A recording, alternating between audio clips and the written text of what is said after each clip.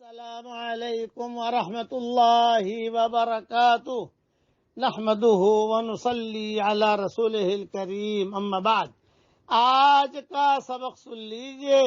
آج کے سبق کی سرخی ہے پیارے اللہ سے محبت کیجئے، پارٹ نمبر 122۔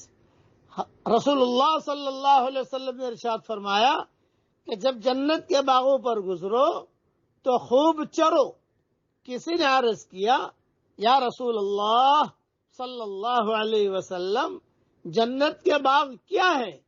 ارشاد فرمایا کہ ذکر کے حلقے۔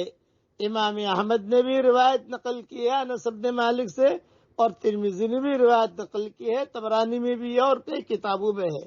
مطلب یہ ہے، معمولی تشریح سن لیجئے کہ کسی خوش قسمت انسان کی ان مجالس، ان حلقوں تک پہنچ ہو جائے تو اس کو بہت زیادہ غنیمت سمجھنا چاہیے کہ دنیا ہی میں جنت کے باغ ہیں، اور خوب چروں سے اس طرف اشارہ فرمایا کہ جیسے جانور جب کسی سبزہ زار یا کسی باغ میں چرنے لگتا ہے تو معمولی سے ہٹانے سے بھی نہیں ہٹتا، بلکہ مالک کے ڈنڈے وغیرہ بھی کھاتا رہتا ہے، لیکن ادھر سے منہ نہیں موڑتا۔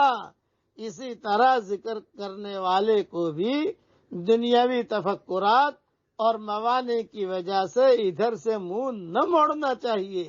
اور جنت کے باغ اس لیے فرمایا کہ جیسا کہ جنت میں کسی قسم کی آفت ہی نہیں ہوتی، اسی طرح یہ مجالس بھی آفات سے محفوظ رہتی ہیں۔ اپنے گھر میں ذکر کے مجلسیں کرو، جماعت میں جاؤ تو وہاں ذکر کی مجلسیں ہوتی ہیں، خانقاہوں میں جاؤ تو وہاں ذکر کی مجلسیں ہوتی ہیں۔ آپ یہ سبق سنو گے اپنے گھر میں تو یہ بھی ذکر کی قسم کی مجلس ہے۔ اس سے ایمان تازہ ہوتا ہے اور ہمارے دل کو روحانی پانی ملتا ہے اور روحانی غذا ملتی ہے۔ جیسے بدن کے لیے وٹامن کی ضرورت ہے نا، بھئی وٹامن ڈی استعمال کرو، وٹامن سی استعمال کرو، بھئی اچھی غذا استعمال کرو، یہ بدن کے لیے۔ اور روح کے لیے اچھی غذا کون سی؟ یہ کہا اللہ کا ذکر۔ کسی زمانے میں خواتین دیندار عورتیں ہوتی تھی، دیندار آپائیں ہوتی تھی، دیندار مرد ہوتے تھے، وہ بازاروں میں آ کر بھی اللہ کا ذکر کرتے تھے۔ دکان پر بیٹھ گئے ہیں، عطر بیچ رہے ہیں، کوئی گاہک تو آیا نہیں، بیٹھے بیٹھے قرآن پڑھ رہے ہیں۔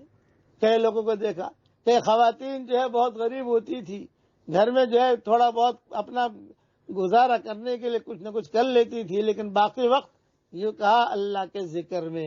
مالدار خواتین بھی ہوتی تھی اللہ کے ذکر میں۔ اب وہ صلاح الدین ایوبی کی جو والدہ محترمہ تھی، یہ بہت بڑی مالدار تھی، لیکن اپنے گھر میں خواتین کو جمع کر کے دینی حلقہ لگاتی تھی۔ لیکن اس وقت میں مکانات بلڈنگوں کی شکل میں نہیں ہوتے تھے، چھوٹے چھوٹے محلے ہوتے تھے۔ اسی محلے میں عورتیں چادریں ڈال کر آ جاتی تھی ان کے یہاں اور سورہ اخلاص کا ورد کرتی۔ 7 دن میں 7 ورد کرواتی تھی وہ۔ ایک دن میں کلمے کا ورد، دوسرے دن میں جو ہے یہ سورہ اخلاص کا ورد، تیسرے دن میں جو ہے لا الہ الا انت سبحانک انی کنت من الظالمین کا ورد، پھر ایک دن میں درود شریف کا ورد، جمعرات اور جمعہ کو درود شریف پڑھواتی تھی۔ 7 دن اور 7 سبق یہ ان کے یہاں تھے۔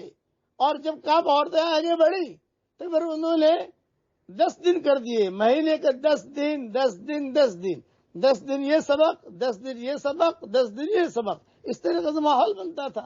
اب ان کے ساتھ چھوٹے چھوٹے بچے آتے تھے، بچیاں آتی تھی، وہ بھی سنتے تھے میری ماں یہ کر رہی ہے، میرا باپ یہ کر رہا ہے، وہ بھی لگتے تھے۔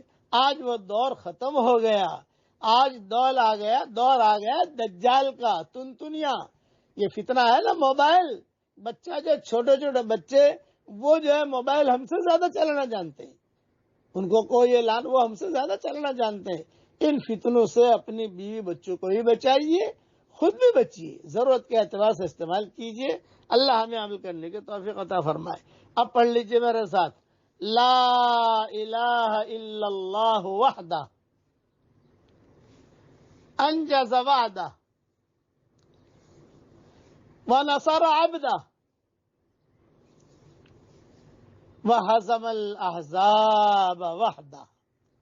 رسول اللہ صلی اللہ علیہ وسلم نے یہ جملے فتح مکہ کے موقع پر پڑھے تھے، جب مکہ مکرمہ فتح کیا تھا، اس لیے اسے بھی پڑھتے رہنا چاہیے۔ اللہ تعالی ہم سب کو وہ کام کرنے کی توفیق عطا فرمائے جس سے اللہ راضی ہو جائے، اور جس سے اللہ ناراض ہو اس سے بچنے کی ہم سب کو توفیق عطا فرمائے، آمین۔ وآخر دعوانا الحمدللہ رب